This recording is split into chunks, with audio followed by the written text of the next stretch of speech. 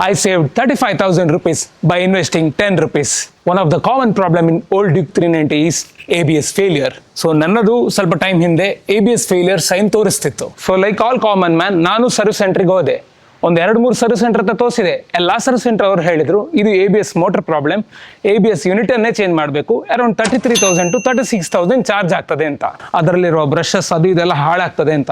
ನನಗೆ ಒಂಥರ ಎಲ್ಲಿಂದೋ ಕಾಗೆ ಹರಿಸಿದಾಗಾಯ್ತು. ಯಾಕಂದರೆ ನಂದು ABS ಮೋಟರ್ ಕೆಲವೇ ವರ್ಕ್ ಆಗ್ತಿತ್ತು, ಕೆಲವೇ ವರ್ಕ್ ಆಗ್ತಿರಲಿಲ್ಲ.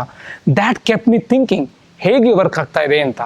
ಸೊ ಕ್ಯೂರಿಯಾಸಿಟಿಯೋ ಕಂಜೂಸೋ ಗೊತ್ತಿಲ್ಲ, ದ್ಯಾಟ್ ಮೇಡ್ ಮಿ ಕ್ವಶನ್ ಯಾಕೆ ಇದು ವರ್ಕ್ ಆಗುತ್ತೆ ಅಂತ ಹೇಳಿ ಸೀಟ್ ಓಪನ್ ಮಾಡಿದೆ. ಬನ್ನಿಲಿ. ಸೊ ನಾ ಇಂಜಿನಿಯರಿಂಗ್ ಓದಿದ್ದು ಸಾರ್ಥಕ ಆಗಿದ್ದು ನನಗೆ ಎಲ್ಲ ಫ್ಯೂಸ್ ಬಾಕ್ಸ್ ಇದೆ ಅಂತ ನೆನಪಾಯಿತು. ಅದರಲ್ಲಿ main ECU fuse, ABS fuse, overload fuse ಮತ್ತೆ ಈ ರಿಲೇ ಫ್ಯೂಸ್ ಎಲ್ಲ ಇರುತ್ತೆ. ಅದನ್ನು ನಾನು ಓಪನ್ ಮಾಡಿ ನೋಡಿದೆ. ಸೊ ಈ ಫ್ಯೂಸ್ ಬಾಕ್ಸ್ ಓಪನ್ ಮಾಡಿ ನೋಡಿದಾಗ ನನ್ನ ABS ಫ್ಯೂಸ್ ಬರ್ನ್ ಆಗಿತ್ತು. ಸೊ ಜಸ್ಟ್ ಕ್ಯೂರಿಯಾಸಿಟಿಯಲ್ಲಿ ಓಪನ್ ಮಾಡಿದ ಫ್ಯೂಸ್ ಬಾಕ್ಸಿಂದ ಫ್ಯೂಸ್ ಚೇಂಜ್ ಮಾಡಿ ನನ್ನ ABS ಸರಿ ಆಯಿತು. ಸೊ ಇದು ನನಗೆ ಅಂತ ಅಲ್ಲ, ತುಂಬ ಡ್ಯೂಕ್ 390 ಓನರ್ಸ್ಗೆ ABS ಫೇಲಿಯರ್ ಆಗೋದು ಕಾಮನ್. ಆ್ಯಂಡ್ ಹೆಚ್ಚಿನ ಶೋರೂಮ್ ಅವರು ನಿಮಗೆ ABS ಮೋಟ್ರೇ ಚೇಂಜ್ ಮಾಡಬೇಕು ಅಂತ ಹೇಳ್ತಾರೆ. ಬಟ್ ಮೋಟ್ರ್ ಚೇಂಜ್ ಮಾಡೋ ಮುಂಚೆ ನೀವು ಒಮ್ಮೆ ಫ್ಯೂಸನ್ನು ಚೆಕ್ ಮಾಡಿ. ಆಥರೈಸ್ ಸರ್ವಿಸ್ ಸೆಂಟರ್ ಅವರು they are trained people, but I don't know why they didn't check the fuse.